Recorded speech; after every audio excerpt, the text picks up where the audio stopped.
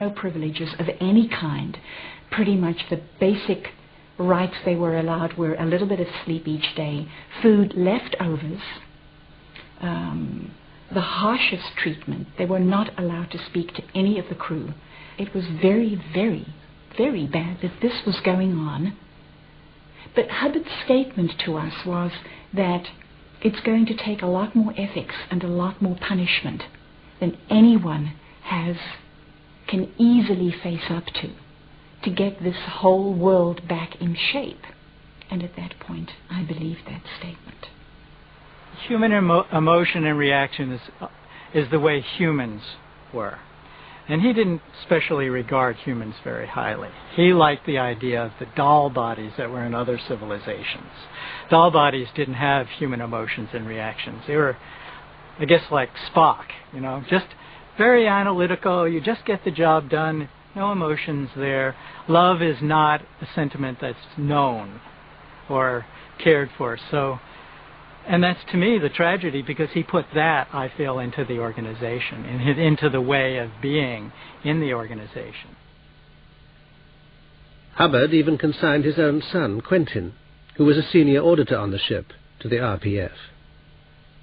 Quentin really was a real sweet kid. He was a real nice guy and very soft-spoken, and it was very difficult for him being Hubbard's son and being put on in this very high position, and I don't think he was that interested in it.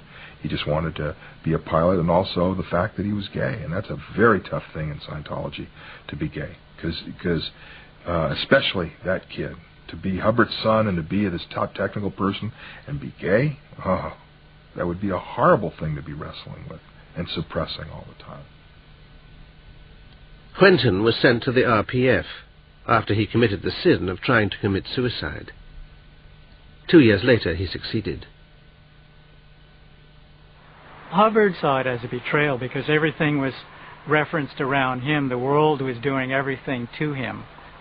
This technology that was supposed to work didn't even work on the senior person of all technology, Hubbard and his son.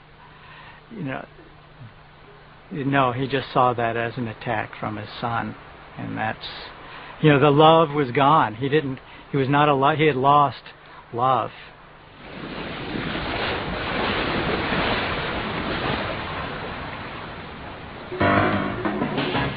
In 1975, Hubbard decided it was time to come ashore. He sent scouts to look for a suitable land base. They settled on Clearwater in the rich state of Florida. He stated coming ashore would be profitable because we could get so many more people to the Flag Land Base, as it was to be called, for auditing and training. And he also wanted to concentrate on getting professionals to the land base because, of course, they had more accessible money. They had pension funds, they had children's education funds, and some of these he named that were accessible. Hubbard knew Scientology would be unwelcome, so he devised a top-secret battle plan. He called it Operation Goldmine. Using a cover name, the United Churches of Florida, Hubbard issued secret orders to take over the town. These orders, in effect, very clearly stated, move into this area, find out who your friends are, develop them, find out who your enemies are, destroy them, and then move into every possible area of community life, business, social, religious, education. The plan worked. Clearwater is a Scientology bastion. Scientology owns many prime sites.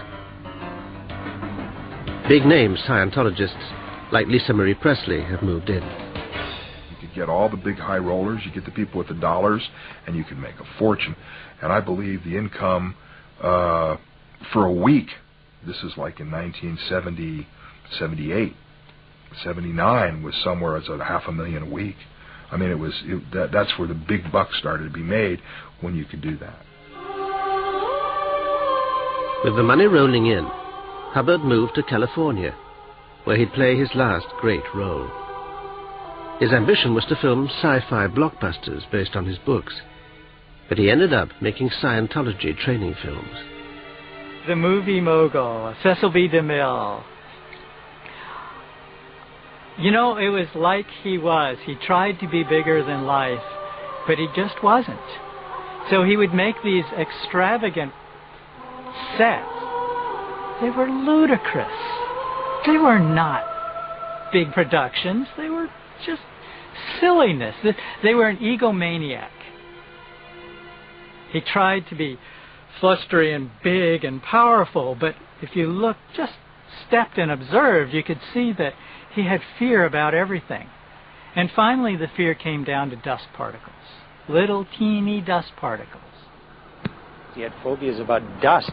He had phobias about smells. He had phobias about sounds. So he would hear sounds that weren't there. He would scream at the sound technician. And he would see things that weren't there, and he would scream at the people who were framing the shot. And he would smell smells that weren't there, and he'd have people rinse his clothing some 13 or 15 or however many times. In 1977, while Hubbard was away making movies, the FBI caught up with the Snow White operation and raided Scientology headquarters in Los Angeles and Washington. Hubbard's wife, Mary Sue, and 8 other Scientology executives were convicted and sentenced for conspiracy and stealing government documents. Hubbard disappeared, never to be seen publicly again. After living in a succession of hiding places, he ended up on this secluded ranch in the California hills. Secrecy has veiled his final years, but one man, Robert Vaughan Young, who was then a Scientology public relations officer, was later given a description of Hubbard by one of his guardians. This, and evidence from Hubbard's autopsy report, paint a sad picture. He had grown a beard, he had grown his long hair. The nails were long, very much in the same problem as they found out with Howard Hughes, unkempt nails. Neighbors, there was a neighbor that walked in on him one day, and he'd become very frightened and suddenly scurried out of the barn. He was frightened to meet people. He was terrified of meeting any new people. He was disappearing down into this little strange world of his that he had created. And the irony of this is a man that was promulgating and telling the world that with my technology and ideas you can get bigger and bigger and bigger, and yet he was shrinking down until finally he was hiding. On January the 24th, 1986, Ron Hubbard died. The Church of Scientology said he'd simply quit his body to continue his work elsewhere. Him dying suddenly made him very mortal. And the last thing we could have is to have Hubbard be mortal. So a story had to be designed. And the story is that he went off to research the next level. And what's amazing is how the Scientologists bought this without any questioning. They bought it.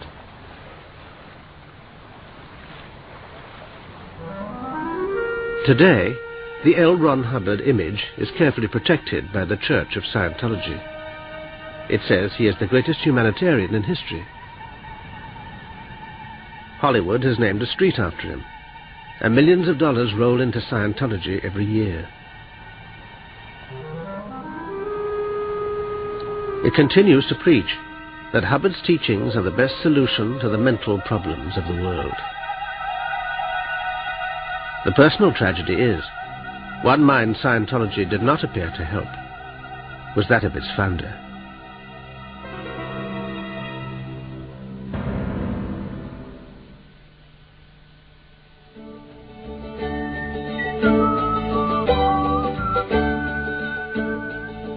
Secret Lives next Wednesday at 9 profiles the holiday camp king Billy Butlin. Our film next tonight on 4 is Caddyshack.